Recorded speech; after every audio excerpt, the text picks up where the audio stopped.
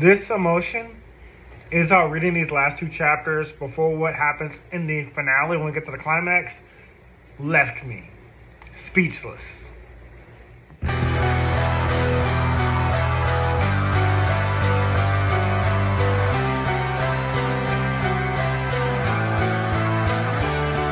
Welcome back to Everything Anime Podcast. I'm one of your hosts, Shinry, here with Everything Anime Podcast, everything from anime, manga, video games, TV shows, and what a relevant topic we're talking about. Today's video is on Dr. Stone, chapters 133 to 134, and I think I'm titling it The Last Man Standing. Obviously, there's going to be more than one, I know, so that title's kind of misleading, but what happens basically makes you think Last Man Standing. Stop spoiling the beginning, Terrence. Stop spoiling it. So anyways, when we last left off, Yo had shot a bullet through Ibara's hand, dropping the weapon into the water where Yo was. Because I'm forgetting to mention, Yo didn't jump into the water. He had got knocked off previously by Mozu when Mozu first came onto the ship. And also knocked the gun into the water as well. So yes, that's why, correctly saying that's why Yo was down there. Yo had got his hands on the Medusa weapon after he shot Ibara's hand, and the Medusa weapon fell into Yo's hands. And we thought we had won. We thought we had, we beat everybody. We beat Ibara. We beat the Kingdom of Petrification. But we don't know how the weapon of petrification, we don't know how the Medusa weapon works. And neither does Yo. And also we saw in the last panel, which was very cool, wish could have used it as a thumbnail, but Ibara falling while heading face down towards the water while commanding something at the Medusa weapon, obviously activating it. And so what he said is 1 meter, 3 seconds. This is when I figured it out. I don't know if the other characters figured it out yet, but this is when I figured out that you need to give it a time, and you need to give it a distance, and that sets off the weapon. I thought that was very interesting. I thought it was a very cool way of how this weapon works. And obviously Yo was turned to stone because Yo's panicking. He's like, oh, what do I do? Do I throw this thing? We need this thing. He gets turned to stone. And what's worse is Minister Ibara once again gets his hands on the Medusa weapon because him and Yo were the only ones in the water, and Yo just got turned to stone.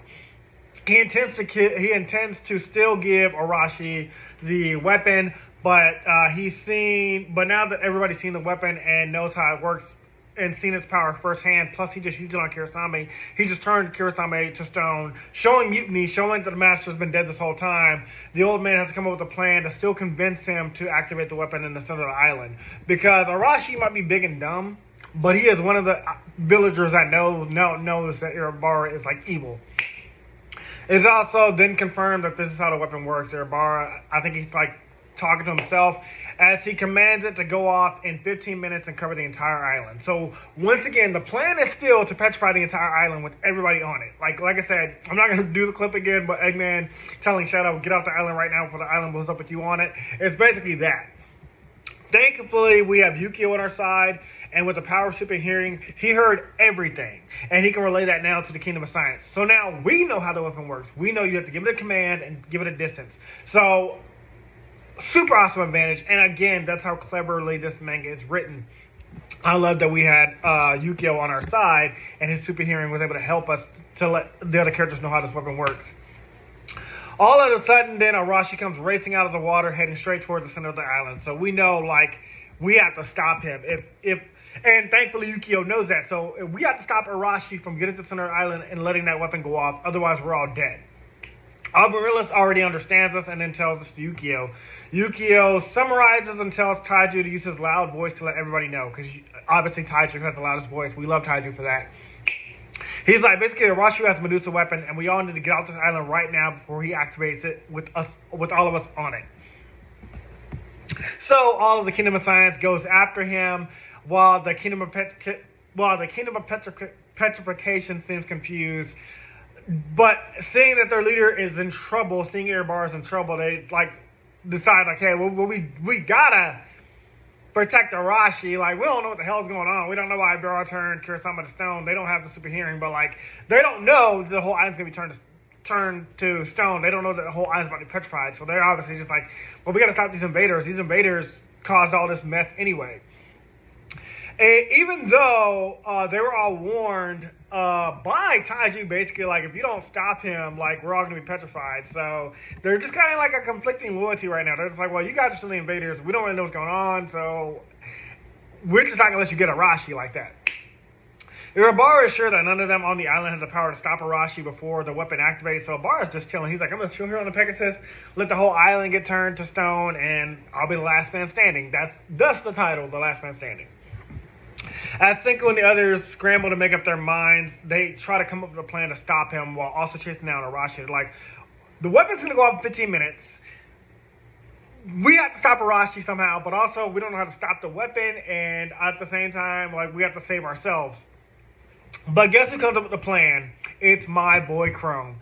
I love Chrome. Chrome is an S-rank character, S-rank tier, and as you guys know, I can gush about Chrome all day. Chrome is a scientist of this current time, and just my favorite character all around. I wanted to get a Chrome t-shirt, but I'm still working on that. He is so, and to quote himself, bad, to quote Chrome. Chrome deduces that the moment the weapon goes off, it moves at a set speed. He's been watching it. He's like, I've seen, like, no matter what range the weapon set off, it still moves at the same speed. Whether it's 1 meter, 2 meters, 100,000 meters, the size of a planet, it's going to move at the same speed. He calculated all of this in his mind just by observing it. And I love that. And right, as you say, he just charges forward without hesitation. He's like, I know that you will figure this out, so I know we'll figure this out between you, Chrome, and you, Senku, so just leave the rest of us up to stopping Arashi. I also love that Nikki and Taiju managed to tackle Arashi before he can get too far, so we do manage to take Arashi down. But, oddly, he doesn't seem to have the weapon on him. I think for a second there, I think we've been duped. And we learned that Minister Ibara is a very, very clever man. And the stakes just keep getting higher and higher and higher. So, did Ibara have the Medusa weapon the whole time? And just had them chase Arashi, making him think that he had it, but he's just going to throw the weapon at the last minute? Or did he do something else? Well, he did say he wanted Arashi to run to the center of the island with the weapon, but he also knew the Kingdom of Science would try to stop him. And that's obviously such an obvious way to stop him. That's an obvious plan. So, how could he achieve both things? How could he petrify the whole island while petrifying the invaders, the Kingdom of Science, but at the same time still getting Arashi to take the weapon with him? Well, while Ibara was underwater, so was Arashi. He forced him to swallow the Medusa weapon, and it is kind of tiny.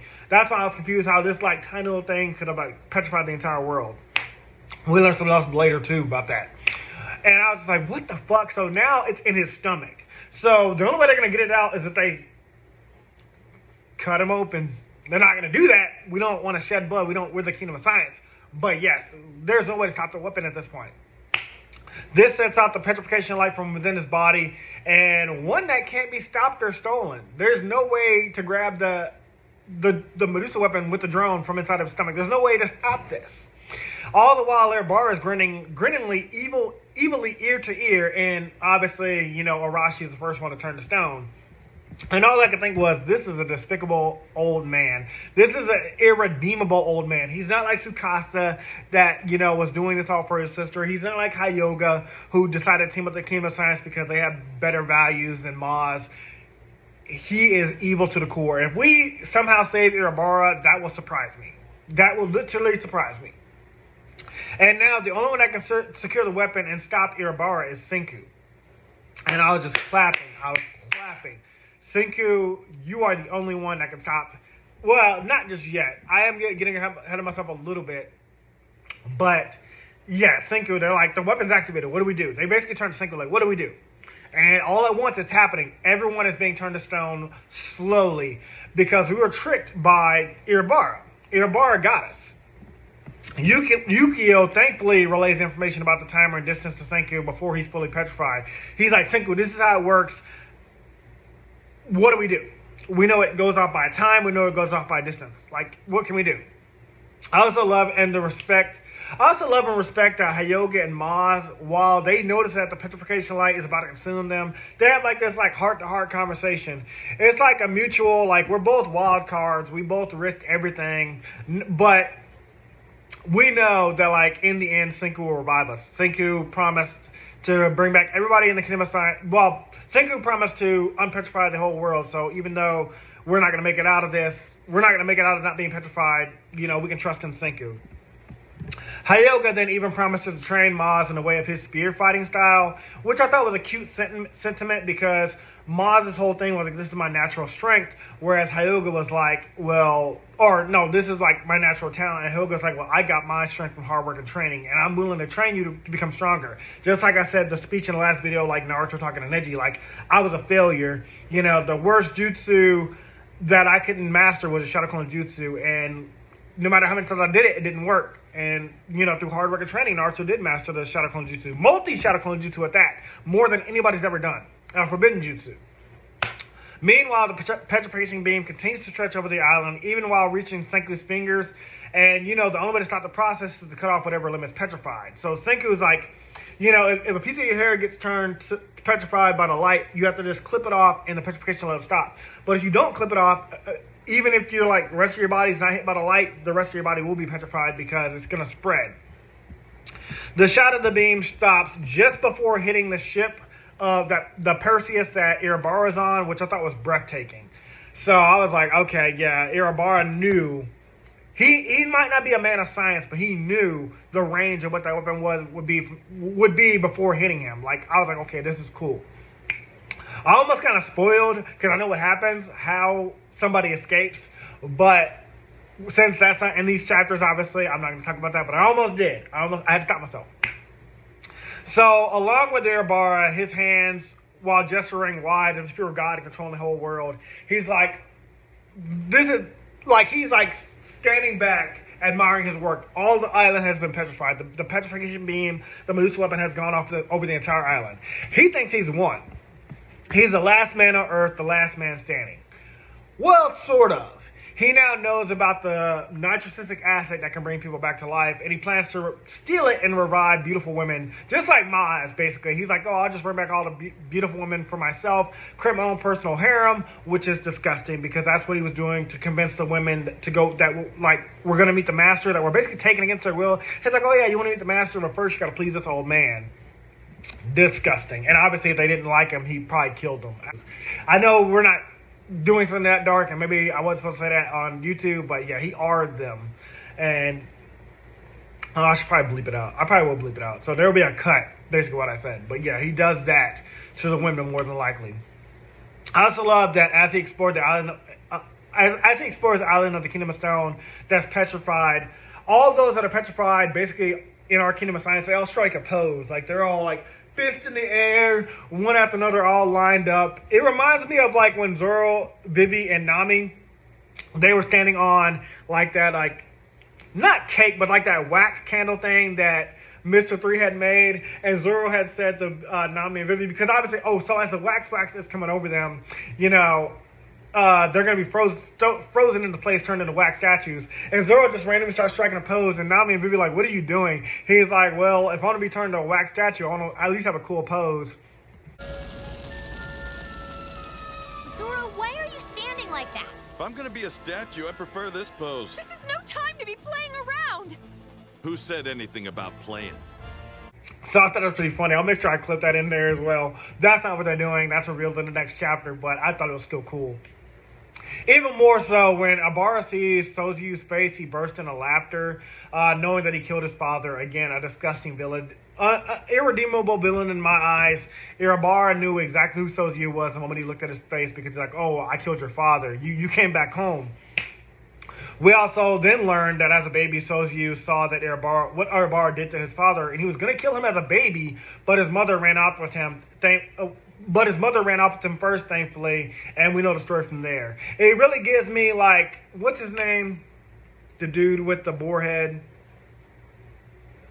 Inosuke. It was Inosuke's mother's backstory as well, basically, because we know she was chased by the demon rank, upper rank 2. His mother was chased by a demon, and, you know, she ran away with her child. She sent her child into the water. He escaped, and Inosuke did see that the upper rank 2 Dome had killed his mother. Spoilers for Demon Slayer, sorry. I already reviewed Demon Slayer on this channel, so if you've been watching my videos, you probably already know that. But yeah, or you already finished Demon Slayer, hopefully. What we didn't know, though, is that she escaped with the island with him. She was injured pretty badly, but she did die upon arrival at Ishigami Village. So Sozio's backstory does check out. His mother and father were good people, especially his father, because like I said, I got that vibe from him the moment we saw him. Ibara takes disgusting pleasure in Sozio's frozen state and crushes his minion Arashi's stomach wide open, basically to get the weapon back. Like, first of all, I know Arashi is turned to stone, and we can bring him back with Yuzu, because Yuzu will put all the pieces back together. But it just goes to show how disgusting and deplorable and irredeemable Arashi is. Like, the way he, like, treats people, the way he did this to, like, his own subordinates. I mean, he did do this to Kurosami as well. And he did this, and he killed Genro, or thought he killed Genro, and he killed him at, well, yeah, we already know, he's irredeemable. So, yeah, him breaking Arashi to get the Medusa weapon back doesn't really surprise me. But that's when he discovers something else. And this made me really smile. Footprints. And I was sure these footprints belonged to Senku. We can confirm now that Ibara is definitely not from the present, because as he follows the footprints, they lead to a mobile lab, which he realizes is not a beast, but more of their sorcery. So again, he doesn't know what a mobile lab is. And again, I think I tried to talk about this just because I was just too far ahead, but this is just more my notes confirming like Ibara is from this current time. He's not the Y-Man. I know I already said that a bunch of times. And again, we're going to get there when we get there in chapter 143. But he's not the Y-Man. But yeah, He's from this present time, so, you know, do with that. He's a descendant of, he has to be a descendant of Byakuya, Ishigami, and Lillian, or the other astronauts. But that's when Senku uses the ultimate trick. Using a microphone, he sets off the weapon Ibara is holding from a distance. Like the cell phone we had, I think Senku says like 1 meter, 1 second or something like that. Something really cool that made my mouth drop. But it seems like the weapon has to be close up to be activated because it doesn't go off. Even though Ibara freaks out, he's like, what the fuck? Senku doesn't mind because this trick worked Ibara enough to scare him into dropping the weapon. And then I was like, oh, it's time for the final showdown. Senku versus Ibara. That's the title of the next chapter. That's the next 3 chapters we'll be talking about. Senku fighting Ibara. And it is so fucking good. Cannot wait to talk about it, but we're not there yet, so we're not going to talk about it right now. But I won't lie. I was curious about how Senku escaped the petrification beam if it covered the entire island. I was like, how could Senku escape but not the others? Get ready to find out in the next chapter review. Anyways, guys, that's all for this video. Hope you guys enjoyed. Tell me if you're loving Dr. Stone, or tell me if you like my little like conversations. I try to put some input. I try to put my thoughts when I was reading the manga. But again, this is just manga reviews. I would love to hear your thoughts on Dr. Stone. Either way, very exciting stuff the next 3 chapters, and then we are very, very close to finding out the biggest fucking mouth drop ever. Anyways, talk to you guys next video. See you later. Bye. Hey guys, this video was sponsored by me, the author of the Shinry series, the Chronicles of Wayne, and Monsterverse. So I figured I'd do this outro a little bit different by showing you guys what you guys will be checking out. So, the Shinry series starts with Book 1, Shobu Samurai Project Aryoku. 10 years after the death of his parents, Shobu Samurai returns home, seeking vengeance, but instead faces the choice to save his home from shadow creatures, blood beasts, and an organization once thought dead. Shinry's Shobu Samurai starts at $9.99. And if you love anime, manga, Naruto, One Piece, Bleach, Yu Yu Hakusho, Fairy Tail, Shaman King, Rave Master, Zatch Bell, anything like that, the Shinry series is definitely the series for you. You'll definitely want to check it out. The Sword of Light is probably the thickest one so far. And then these books are 2. This is Enter the Dread Zone Tournament. And the series original ending, Arado, the Legendary Conjuring Master. So, and I'll just show you guys some of the covers. Really proud of all of these. But I hope you guys check it out. If you don't like that, I also have the current published books for the Chronicles of Wayne, Love Be Damned, Cotton Candy, Full Moons, Fabled Lovers, A Cursed Virgin's Bite. If You Go Where Monsters Dance, Red Will Rain Over Your House. Love Be Damned. Now, the Chronicles of Wayne is about a geeky guy, or a nerdy guy in high school. His senior year, he has a crush on the hottest guy in school, because of course he does. He's only got one best friend, and her name is Barb. Well, the hottest guy in school turns out to be a werewolf. And to make the story more interesting, he bites Wayne and turns Wayne into the first ever wolfman in the last 10 years. And because of that, it was also a sacred law that wolfmen should never be created. I don't want to get into too much of the Chronicles of Wayne without spoiling it, but I can tell you it's very short. This one sells for $6.99, and Love BK's right after it. The ending of this trilogy, Love Be Liberated, comes out in October. So I'm going to definitely do a more full in-depth review of this one. But yeah, it's an LGBT fantasy fiction story about werewolves, vampires, white witches, a dark warlock, and, well, many, many more surprises to come. So if you guys like to read, I definitely recommend. These are all the books so far in the Shinry series, except for Shinry's Beginning. I do have that one, but it's just not here with me. But yeah, I appreciate a like, support, or just a review on Amazon. Either way, thank you guys for watching. I hope you guys have a great day.